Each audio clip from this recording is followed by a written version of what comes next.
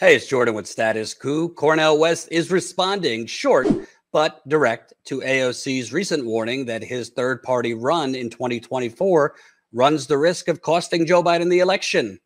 Yes, this was the same AOC who said she was going to bring the ruckus to the Democratic Party. If you didn't see, this was her recent comments warning that Cornel West's run could cost Joe Biden the election. Quote, I think he has a very long record of service and academic thought leadership, she told The Hill. I think just right now, given the Electoral College, it's very difficult to square the very real threat of a Republican presidency with the risk of giving up the very small margin of electoral votes needed to ensure that President Biden wins. I asked Cornel West, what does he make of AOC's warning that he might cost Joe Biden the election?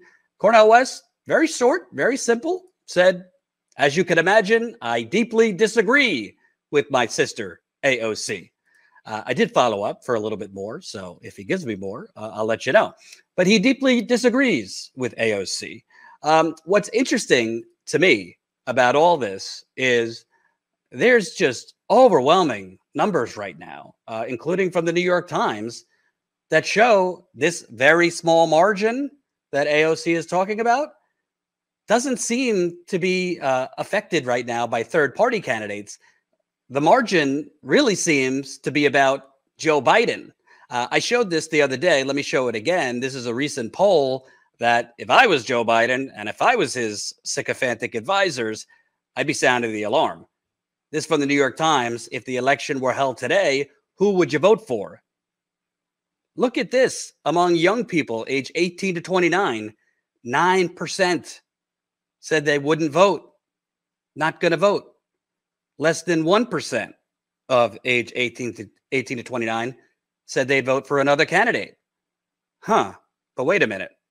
AOC and the rest of the Democratic establishment and their media allies are warning that these, quote, Biden voters might go to a third party, might go to Cornel West. Well, according to the New York Times, who spends a lot of money on polling, almost 10% of young voters right now said they wouldn't vote if it's Biden versus Trump.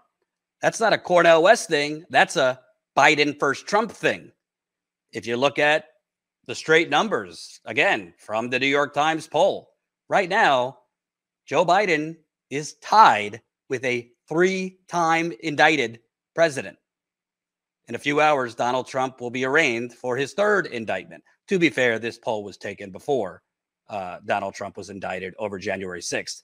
But even 2 indictments, if Joe Biden was such a strong president presiding over what he claims is a strong economy, shouldn't he be beating a 3-time indicted former president by, I would argue, 7 to 10 points, perhaps more? But no, AOC, and now let's just classify it as her establishment allies, because as the days go on, she seems more and more establishment, are still fear-mongering about Cornel West. I want to show you a clip from an interview I did with Shama Sawant. The full interview will air soon at Status Coup. We talked about her fight for rent control in Seattle, which, of course, the neoliberal Democratic city council members just voted down. We talked about the UPS contract negotiations, but she reacted to AOC basically mimicking and echoing the establishment propaganda and narrative that Cornel West is going to cost Biden the election. I think it's also important to point out the really shameful role that is being played by people like AOC, and you pointed this out on your recent episode, where she just to reiterate something that you said, where she doesn't have to say these things, but she is taking upon herself to make the same arguments publicly about how dangerous it is that Cornel West is running. So she is now fully in the Democratic Party's agenda of fear mongering. She could easily not say anything, as you said, but she's choosing to say this. So that's not an innocent act. It is a very conscious it's a conscious adopting of the agenda of the Democratic Party. And she has decided she is going to do this to serve them. And that, I think that should be a wake up call for a lot of people, that this we've tried out having progressives run in the Democratic Party. Even somebody called themselves socialist. We've tried that out. It hasn't worked. We need a new party for working people. That's Shama Sawant. We'll air the full interview today or tomorrow. So, like she pointed out, AOC, let's say she really believes this. She doesn't have to say it. I mean, nobody's holding a figurative gun to her head to give quotes to the Hill, literally mimicking what Nancy Pelosi would say, what James Carville is saying, what every CNN and MSNBC and New York Times hack is saying. She's choosing to echo the establishment line that Cornel West, although I think he's great and he's done a lot, according to her, is risking that very small margin. Why is she choosing to put herself out there like that? I would argue she's trying to continue to advance herself up the establishment pecking order. By her actions, she clearly has no plans or intentions to bring any ruckus to the Democratic Party. And in fairness, it's not just her. Her allies in the squad are not bringing any type of ruckus or protest to the Democratic Party. I'll credit them when I think they deserve it, but I haven't really seen a lot of action from AOC, Rashida Tlaib, Ilhan Omar, Ayanna Pressley, Ro Khanna, etc., to actually hold Biden accountable, to leverage their votes, to force concessions from Biden. I would include Bernie in this too. But the bottom line is the polls are showing right now young voters are out. If it's Biden versus Trump, there's going to be a deflated youth turnout. A lot of them are not going to turn out, having nothing to do with Cornel West. And it's not just the young voters. Take a look at this recent article. This is from Reuters. Some black men lose faith in Biden, Democrats in 2024. Remember, Hillary Clinton, a big reason she lost was she got 5% less black turnout in 2016 compared to Obama in 2012. Here's the details from Reuters.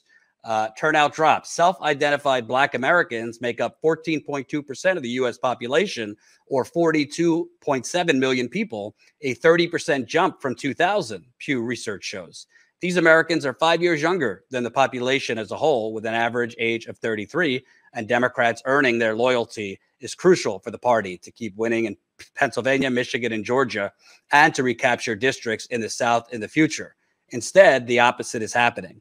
Black voter turnout dropped by nearly 10 points from 51.7% in 2018 midterm elections to 42% in 2022, according to a Washington Post analysis of the U.S. Census Bureau's survey released earlier this year. White voter turnout slipped only by 1.5 points to 53.4%. Black voters have participated in U.S. presidential elections at higher rates than the national average for over 2 decades. Quote, black voter turnout was down across the country in 2022. We saw it in the polls, the surveys, the exit polls, and every way you could measure it, said Michael McDonald, a politics professor at the University of Florida. Some Democrats have also been disturbed by recent polls showing that some black voters are defecting to Republicans. 1 in 5 black people under the age of 50 voted Republican in the 2022 midterms, roughly double the number of their elders, according to a previously unreported analysis of exit polling data by HIT Strategies, a public opinion research firm aligned with Democrats that routinely surveys black Americans. Black men and women under the age of 50 voted Republicans in similar numbers, the poll showed. Donald Trump's 12% share of black votes in 2020 was 4 percentage points higher than it was in 2016. A Reuters poll conducted July 11th to the 17th found 18% of black Americans would pick Trump over Biden in a hypothetical matchup, compared to 46% who favored Biden, including about 1 in 4 black men compared to about 1 in 7 black women. I got news for you. If 15% of black voters choose Trump, lights out, he's going to win re-election.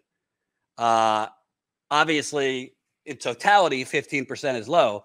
But for a Republican in a presidential election, particularly Trump, that is alarming numbers.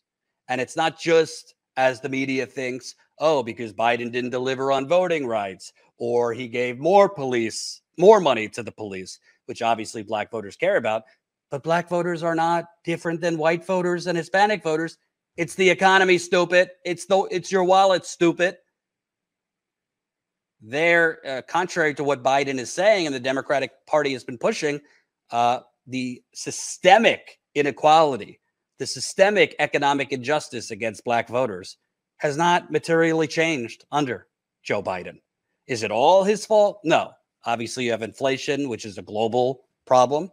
I don't think Biden has done enough to combat it, but certainly black voters can't cite one major bold thing Joe Biden has done to lift them out of poverty or close the income gap.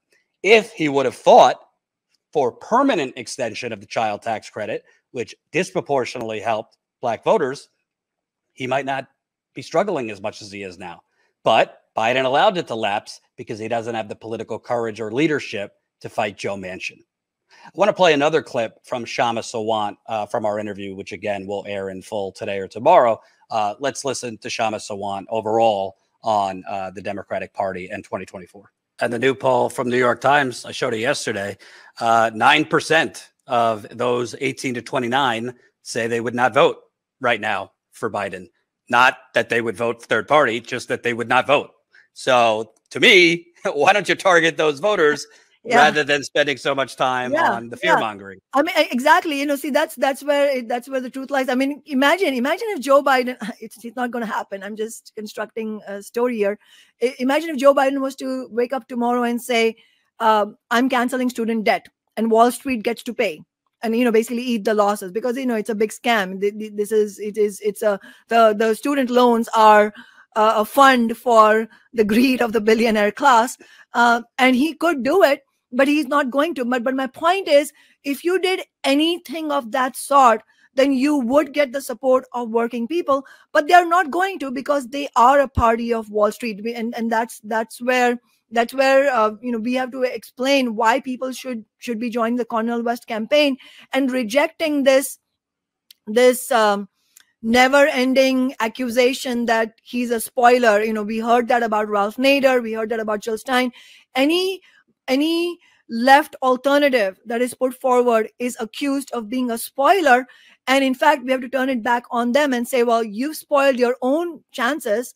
And the reason you are running neck and neck against someone like Donald Trump, I mean, if you can't beat Donald Trump, then it's your own fault. And furthermore, the space that was created by Donald Trump came into being in the first place because of your own betrayals, because of the Democratic Party's betrayals and what they actually stand for. It's not like they stood for something good and then they betrayed. But the point is that people have illusions in them. And when those illusions get broken, of course, people are angry. You spoiled yourself, Shama Sawant says.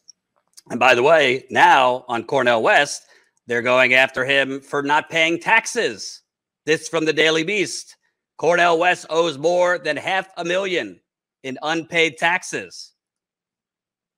Here's the specifics, but materials filed in Mercer County, New Jersey, where West owns a home in the upper crust college town of Princeton, and in Los Angeles, the location of his personal attorney's office, reveal a second secret motif to his hugely lucrative professional life, a failure to pay his own taxes. These documents show a total of $543,778 in outstanding federal tax liens against the professor, activist, and writer.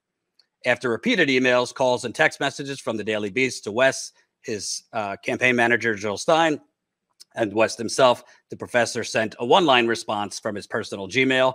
Quote, "My brother, I have asked my accountant to respond to these charges, some of which are not true," West wrote.